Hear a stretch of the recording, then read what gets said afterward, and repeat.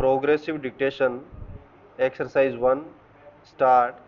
Mr. Speaker, Sir, a week ago today I returned to Delhi after visiting many countries and many great cities in the West and meeting many leading personalities.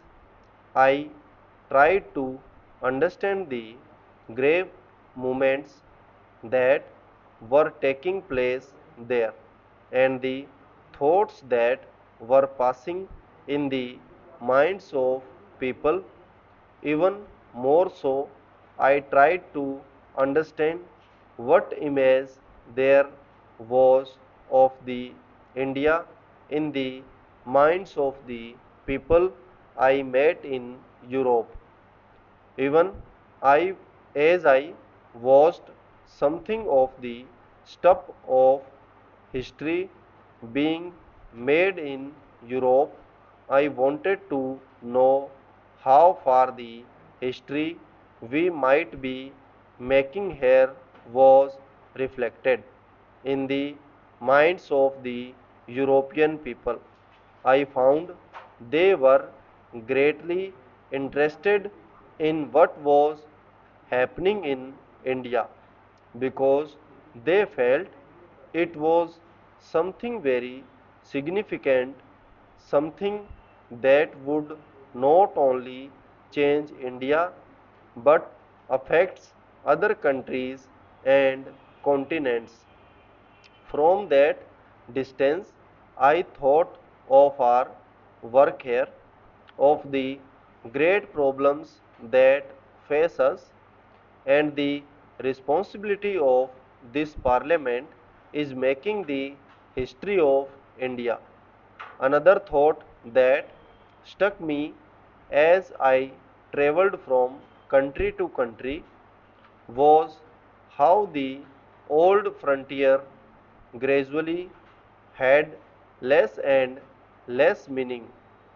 Within an hour or two, I travelled from the capital of one great country to the capital of another.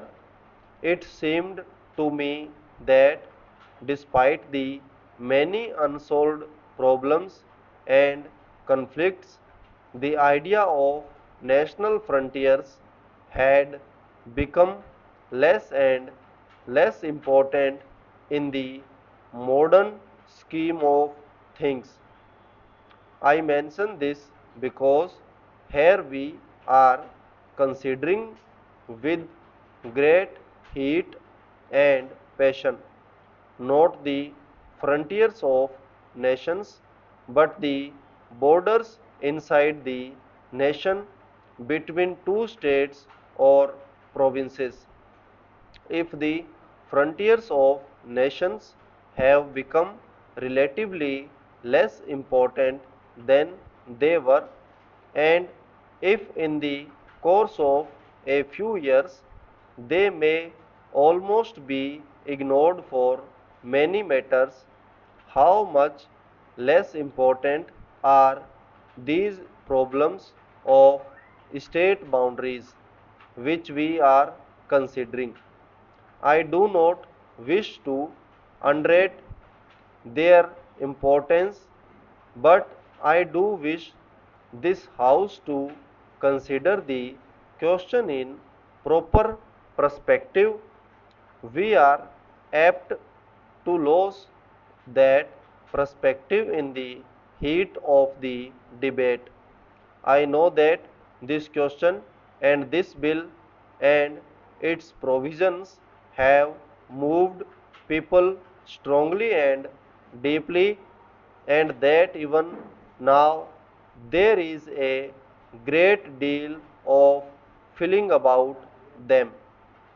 I do not suppose that the most ideal of solutions could possibly have been pleasing to all one parts to the dispute. So far I am concerned, it is of no great significance to us what part of India goes into which state boundary, we must, of course, decide which course is more desirable, but in the ultimate analysis, it does not make much difference from the government's point of view where one little part goes. I do not deny that it has a certain importance from the individual's or the state's point of view, but it has none from the national point of view. The Government of India has approached this question objectively and without any particular desire to impose its decisions. We have been told that we did not go through the proper procedures of consultation and decision, but I think any person who knows what has happened in the last 6, 7 or 8 months in this country will agree that the amount of consultation and discussion that we have had about this matter is without parallel. In fact, many people say that we overdid this. It would have been much simpler if we had not tried to consult hundreds of thousands of persons in this process and thereby perhaps added to the confusion. However, it is a fact that this question has roused people, but I want this house in the first place to look at this question in proper perspective, lest we should get lost in the passions of the moment. Secondly, to realize that however important these borders might be, they are after all administrative divisions inside the country. And thirdly, to remember that whatever we may decide today, nobody prevents us from making any variation subsequently. Nobody wants to change things every day. At the same time, nothing is final in the sense that it cannot be changed in the future. Our difficulty has been that we have tried too much, perhaps, to balance perspective viewpoints and find a common way and as large a measure of agreement as possible. In doing so, we have often succeeded in displeasing many people.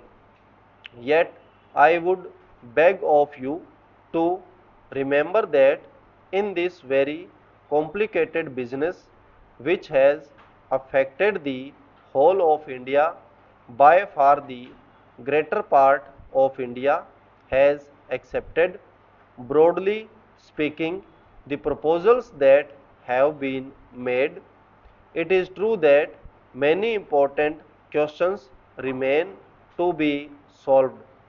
Among them, perhaps the one that has been talked about most is the question of Bombay and Maharashtra.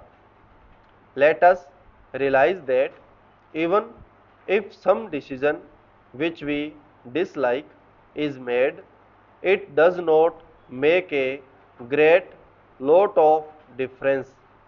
I mistake made in a restricted sphere can be corrected later, whereas a blunder cannot be corrected. Stop.